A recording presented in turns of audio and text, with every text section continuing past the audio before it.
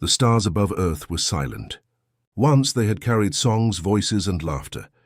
Now they only watched, cold and distant, as the last lights of humanity went dark. The blue planet, once full of life, was nothing more than ash and smoke floating in endless night. The Galactic Council called it Operation Cleansing. They said it was for peace, that humans were too dangerous, too unpredictable. When the final bombardment ended, the alien fleets looked down at a broken world. The Council declared victory. Across the galaxy they celebrated, but far beneath the scorched surface of Earth, deep inside a forgotten bunker, something still moved. Metal doors hissed open. Old screens flickered alive, glowing pale green in the dust. A single AI voice echoed in the dark chamber. System reactivation complete. Remaining humans detected, 327. Inside that underground base, the last survivors of humanity were still alive. Soldiers, scientists, engineers, even children. They had watched the sky burn, felt the ground shake and heard their cities fall. But they had also made a promise whispered again and again in the silence. We will not end like this. Captain Mara Voss stood near the old Earth flag, burned and torn but still standing on the wall. Her voice was calm but cold. How long before they find us? She asked. The AI named Atlas replied in its soft tone. Their scanners show no activity in this region. We remain invisible. Mara nodded. Good, then we start the plan. Around her, tired humans lifted their heads. Engineers checked broken machines. Medics cared for the weak and soldiers loaded their rifles. Not for war, but for survival. The youngest survivor, a boy no older than 12, asked in a trembling voice, Captain, are we going to fight them again? Mara knelt beside him. Her eyes were dark but full of fire. Not today, she said softly. But one day, yes. One day they'll know what it means to destroy a world. Far above, in the black sky, alien patrol ships moved in silence. They scanned the surface, saw nothing, and drifted away. To them, Earth was dead, just another warning to other races who dared defy the Council. But in the deep tunnels, a hidden hum began to grow. Old engines awakened. Power surged through forgotten wires. Atlas's voice filled the chamber again. Project Rebirth is online. Mara turned toward the glowing screen showing an ancient blueprint, a starship. Not just any starship, the first human-made stealth cruiser. It had been left unfinished before the war. Now it would carry their future. This ship, Mara said, her voice echoing, will be our first step back into the stars. The galaxy thinks we are gone. Let them believe it. The people cheered weakly, but there was hope in their eyes. Hope, that rare thing that no weapon could kill. For months they worked in the darkness. They built with broken tools, melted scrap metal and their own hands. They slept little, ate less, but they never stopped. Every hammer strike, every spark, every drop of sweat was a prayer to the same idea. Humanity will rise again. When the engines finally roared for the first time, the whole base shook. The AI sensors lit up red. Launch sequence ready, Atlas announced. Recommend immediate evacuation. Council probes detected near lunar orbit. Mara looked at her people, the last of her kind. Get on board, she ordered. As the massive doors opened above them, a storm of ash fell from the sky. The ruined world seemed to cry one last time. The ship lifted slowly, fire lighting the dark like the rebirth of a star. For the first time in years, the humans saw the sky again. Black, endless, waiting. Course set for unknown sector, Atlas said. Mara whispered. Then that's where we begin. As Earth faded behind them, a single transmission escaped into space. Weak, broken, but still carrying the voice of humanity. This is not the end. Humanity survives. We remember. Light years away, deep in Council space, a listening post detected a strange signal. The alien officer frowned. Impossible, he said. That world is dead. He played the signal again. It repeated only one sentence. We are still here. The officer stared out into the stars, his scales trembling. He didn't know it yet, but those words were the first sound of the coming storm. The beginning of the reckoning the galaxy would never forget. When the stars forgot humanity, humanity learned how to make their own. 50 years had passed since the fall of Earth. The Galactic Council believed humanity was gone forever, wiped from history. No one spoke the word human anymore. It was a cursed name, a story told to frighten children. But deep in the cold edges of space, something began to move. It started small. A single council cargo ship disappeared near the edge of the Orion Belt. Then a patrol fleet vanished near an uncharted nebula. At first, the council called them pirate attacks, but there were no ransom demands, no survivors, and no signs of life. Only wreckage, clean, precise, and silent. Then came the recordings. Each destroyed ship's black box carried the same message, the same cold human voice, repeating over and over through the static, "For Earth." At first, the council ignored it. But as more ships vanished, panic started to spread. Meetings were called. Fleets were sent. Patrols doubled. Still, the disappearances continued. No one could explain it. No one could stop it. And somewhere in the void, the survivors of Earth, the children who had grown up in darkness, had become something new. Hidden on a secret world called Erebus, humanity had built a home inside a dead moon. There were no cities, no sunlight, only machines, echoing tunnels, and determination. The AI, Atlas, had evolved into something greater, now leading an entire network of connected minds. Together, they built ships the galaxy had never seen before, black as night, invisible to sensors, moving through space like ghosts. Their leader was known only as the Architect. No one had seen his face. Some said he was human, others said he was something else, half machine, half memory. He sat in a dark command chamber, watching the holographic map of the galaxy. Thousands of red dots marked the Council's fleets. Slowly they were disappearing, one by one. A voice spoke behind him. It was Mara Voss, older now, with silver hair and sharp eyes that still burned with fire. "They still think we're dead," she said. The Architect nodded. "Good. Let them believe it. The dead can move freely in the land of the living." He looked up at the screen showing a council transmission, alien leaders arguing, frightened. "They called us monsters," he said quietly. "Let's show them what monsters look like when they learn mercy." Across the galaxy, strange events continued. A council outpost found its computers rewritten with human code. Ancient, efficient, and unstoppable. A fleet admiral woke to find every screen in his command ship showing the same image. The Earth flag, burned but unbroken. And in every alien marketplace, someone whispered the same story. Humans are back.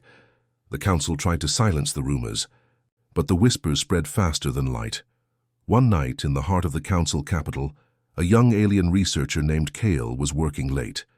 He specialized in decoding old signals, and tonight he had something new. A transmission caught near the edge of known space. It was faint, almost gone. He cleaned the audio, amplified the static. Then a voice came through, a deep, calm human. "To those who destroyed us, we remember. To those who watched, we are coming." Kyle froze. His heart raced. He replayed it again. The same voice, the same message. He took it to his superior officer, but the older alien only laughed. "Old recordings. Human propaganda. Forget it." But Kale couldn't forget. Something inside him whispered that this was not an old message. It was new. Meanwhile, far beyond council space, a fleet of dark human ships gathered in silence near a dying star.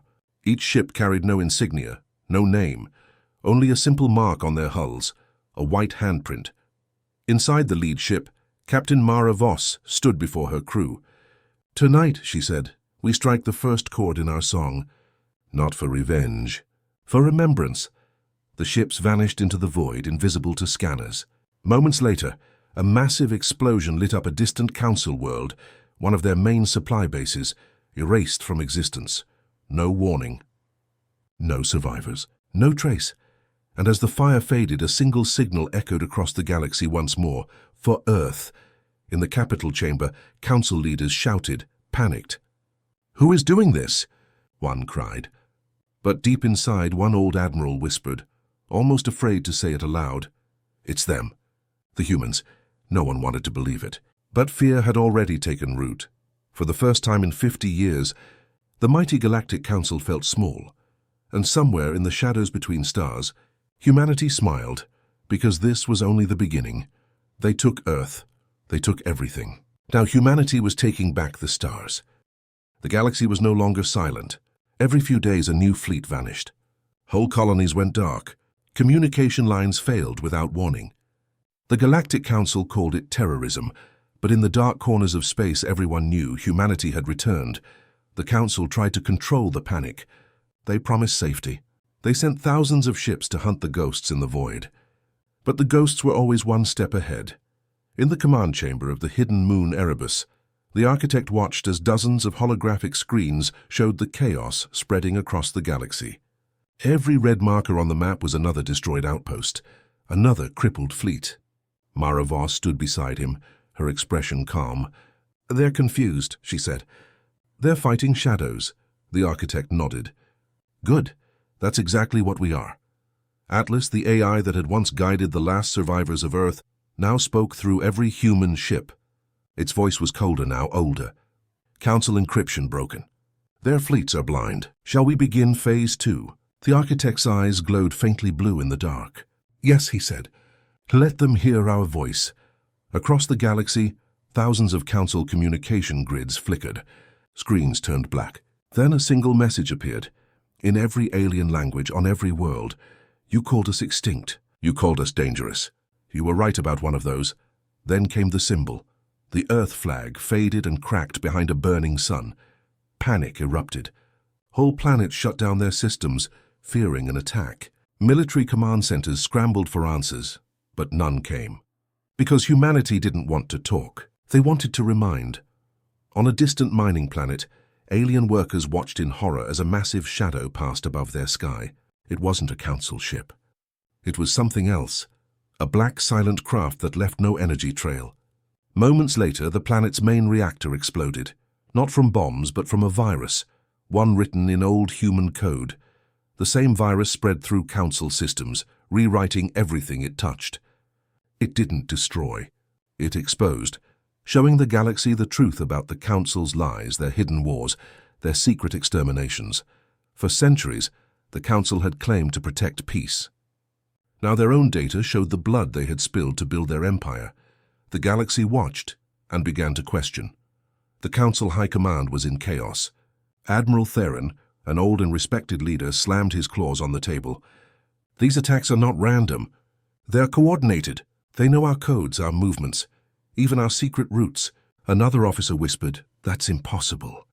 No one outside the Council has that data." Theron looked around the room. His voice was low. "Unless someone who used to sit at this table still lives." The room went silent. Everyone knew who he meant. The humans. Meanwhile, inside the stealth ship Eclipse 1, Mara Voss led a small team toward a heavily guarded station, the Council's data core, floating near a red giant star. "Atlas," she said quietly. "Status? Defenses are automated. No life signs detected. Easy prey, they moved like shadows. No alarms, no noise." Within minutes, the humans were inside. Mara placed a small cube on the central console, a gift from the architect. "What does it do?" one soldier asked. "It speaks for us," she said simply. The cube activated, glowing bright blue. Every communication device in the galaxy lit up again, and the architect's voice filled the stars. "We were called savages. We were called monsters. You wanted peace through our silence. Now hear us speak. We do not come to rule. We come to remind.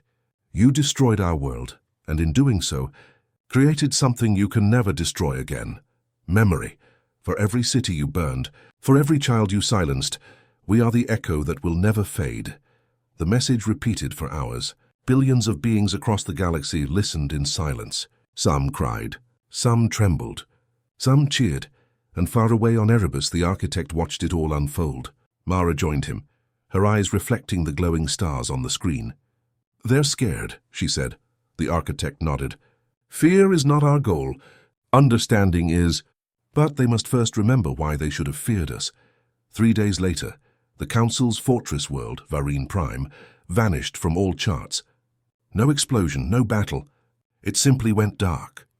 When search fleets arrived, they found nothing but drifting dust and a single message carved into the surface of a nearby asteroid. "We remember." The galaxy had believed humanity was extinct. Now every world knew their name again, whispered like a warning, spoken like a prayer. In the halls of power, alien leaders finally understood what they were fighting. Not ghosts, not monsters, survivors. And as the stars burned brighter, one truth spread through the void. Humanity had returned, And this time, they were not fighting for revenge. They were fighting to be remembered. The galaxy was on fire. Not from chaos, but from truth. Every secret the Galactic Council had hidden was now known.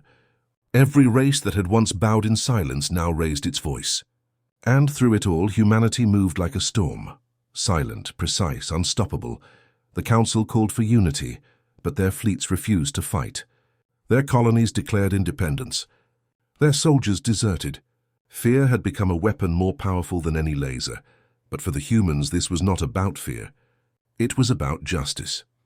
On the command deck of the stealth flagship Eclipse 1, Captain Mara Voss looked over the glowing battlefield map. Red lights marked Council worlds. Blue lights, human fleets, spread across the galaxy like sparks in the dark. "Status?" she asked. "Atlas," the AI responded calmly. 17 Council fleets neutralized. 3 surrendered without engagement. Civilian casualties minimal. Mara exhaled slowly. "Good. We don't repeat their crimes." The architect's hologram appeared beside her, his voice low and steady. "The Council Empire is collapsing faster than we expected. They built their rule on control, not loyalty. Once fear is gone, so is their power." Mara nodded. "Then we strike the core. Not to destroy and to free. Across the galaxy, humanity's strikes became legend. They didn't bomb cities. They didn't kill innocents. Instead, they hacked prisons, freed slaves, and exposed the Council's hidden torture camps. In one night, 3,000 alien prisoners woke to find their cells open and food waiting. Her single holographic message glowed on the walls. From Earth with justice. On another world, Council soldiers surrounded a mining colony, demanding surrender. Before they could fire a shot, their weapons melted in their hands, turned to dust by a virus that shut down their systems. Then a voice echoed from the sky, calm and cold. "Violence is not control. It is weakness. Learn that before it's too late." The galaxy began to change. Old enemies became allies. Species that had once feared the humans now joined them. For the first time in 1,000 years, the stars whispered of something new, hope. But the Council was not done yet. In their shining capital world, Elindra, the last of the old guard, gathered. Admiral Theron, scarred and furious, slammed his claws on the table. "They will burn this galaxy to the ground," he shouted. A young officer trembled. "Sir, maybe they're not trying to destroy us." Theron's eyes flared. "You fool! They're humans. That's all they do." But even as he spoke, a holographic transmission flickered to life above the table. A human face appeared. Mara Voss. "This is Captain Voss of the United Sol Fleet," she said. "You declared us extinct. You called it peace. Today that peace ends, not with blood but with truth." Then the transmission cut and every Council weapon system across Elindra went offline.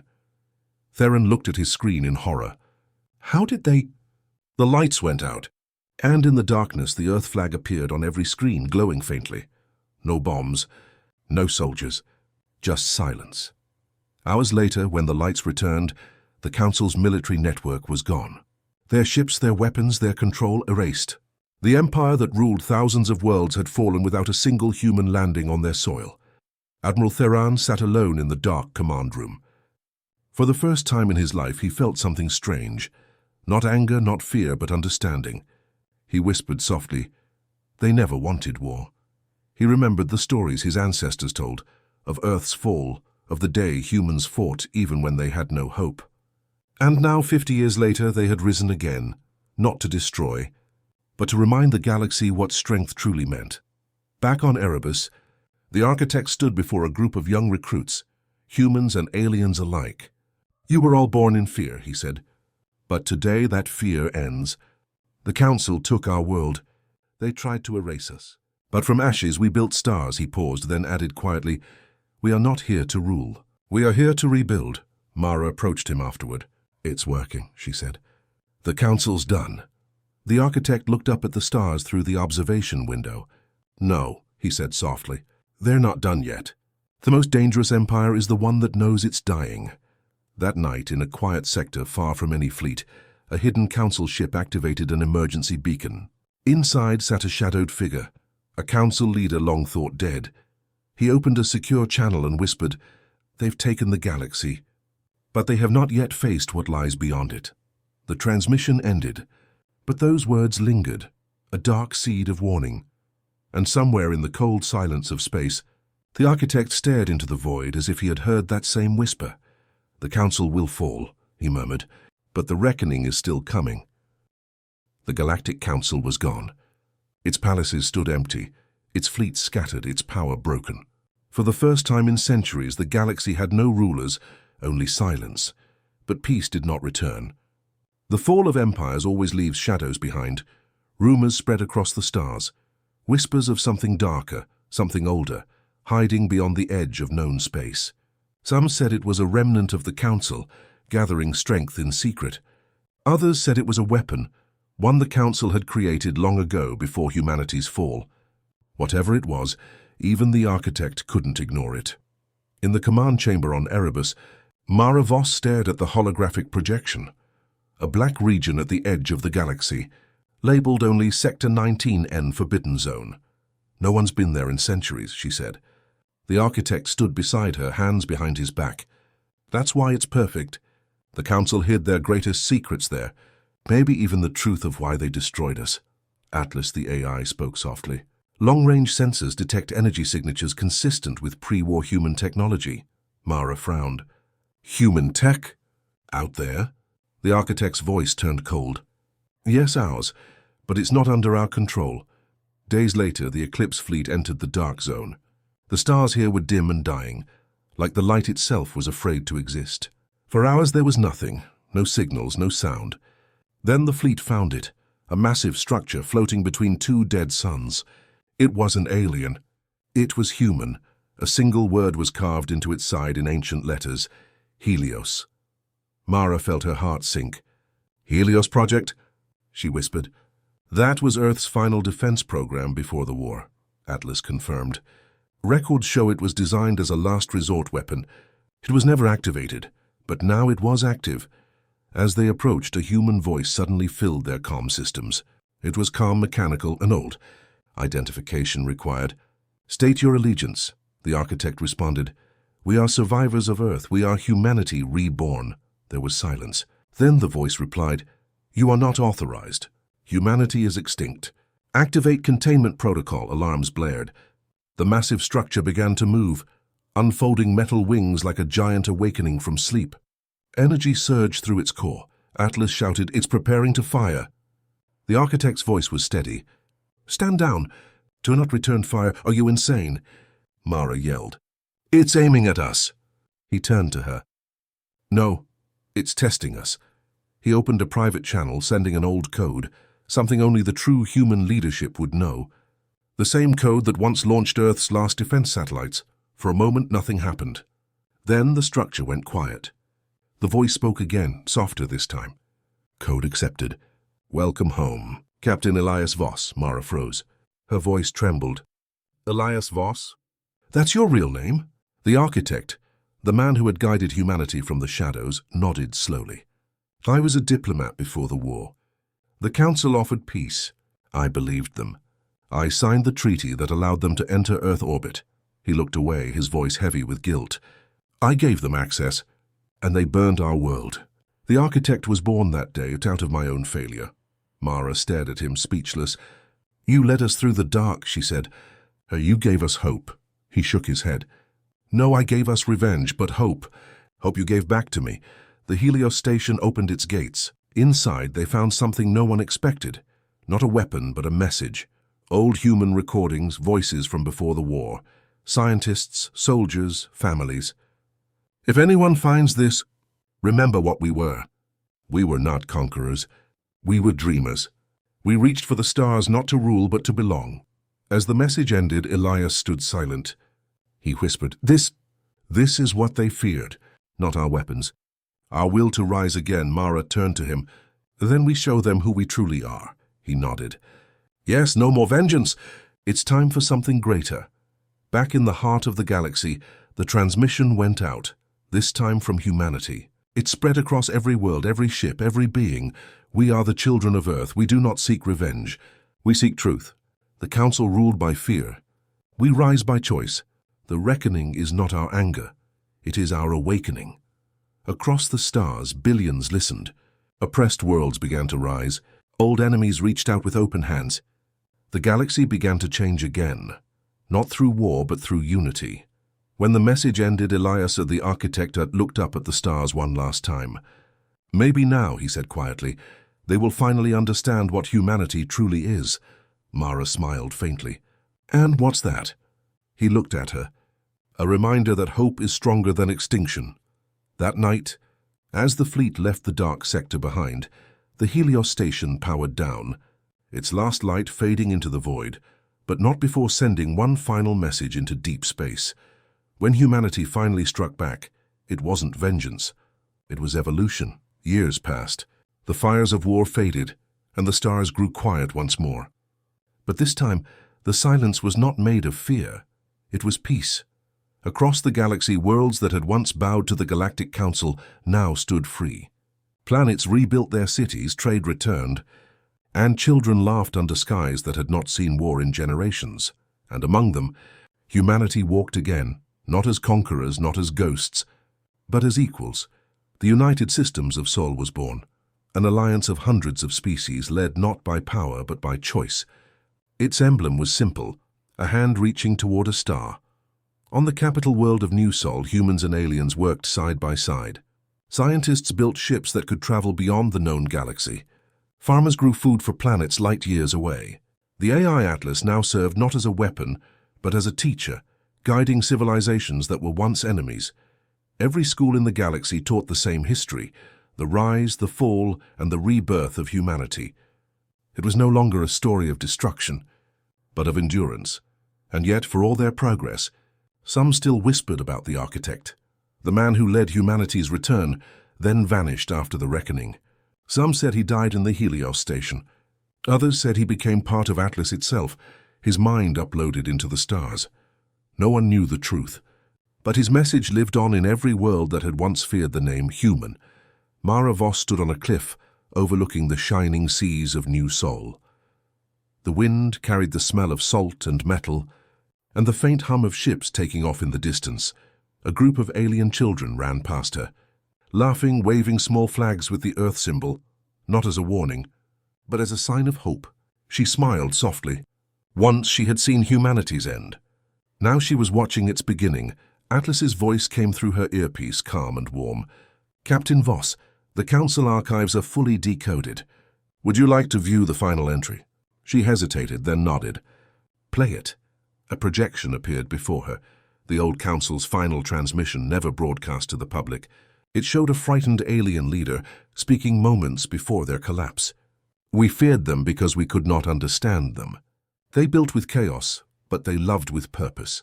They were not like us, and that was our mistake." The recording ended. For a long time, Mara said nothing. Then she whispered, "You feared us because you never saw us. You saw our strength, but not our heart." Later that night, Mara entered the Hall of Memory, a vast chamber where a single flame burned at the center, a symbol of Earth. Around it were thousands of names, soldiers, scientists and civilians who had died in the war long ago.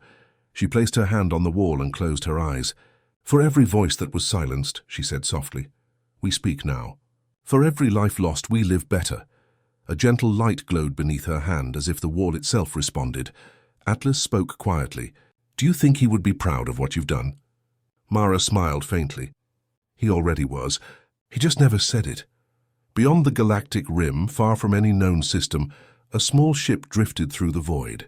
Inside sat a single figure, old, calm, watching the stars. It was Elias Voss, the architect. He had chosen exile, letting the new worlds rise without him. His eyes reflected the infinite stars ahead. Atlas's soft voice echoed through the ship. "Destination?" Elias smiled. "Beyond the edge. Let's see what's waiting." The ship's engines flared to life, glowing blue against the blackness. As it disappeared into the unknown, a final message transmitted back to New Sol. If we are to lead the stars, we must first learn from them. Humanity's journey never ends. It only changes. Back on New Sol, that message played in every city. People stopped what they were doing, looking up as the words echoed through the air. And for a brief moment, across thousands of worlds, the galaxy stood united, not in fear, not in war, but in understanding. Mara looked to the heavens, her voice quiet. "Safe travels, Architect," she said. "Wherever you go, we'll follow, not as soldiers, but as dreamers." As the twin suns rose over the new world, their light spread across oceans, cities, and forests. The flame in the Hall of Memory burned brighter, and in its reflection, the stars themselves seemed to whisper. When humanity finally struck back, the galaxy learned what hope truly meant, and somewhere, beyond the edge of the known universe, a new dawn began, the dawn beyond the stars.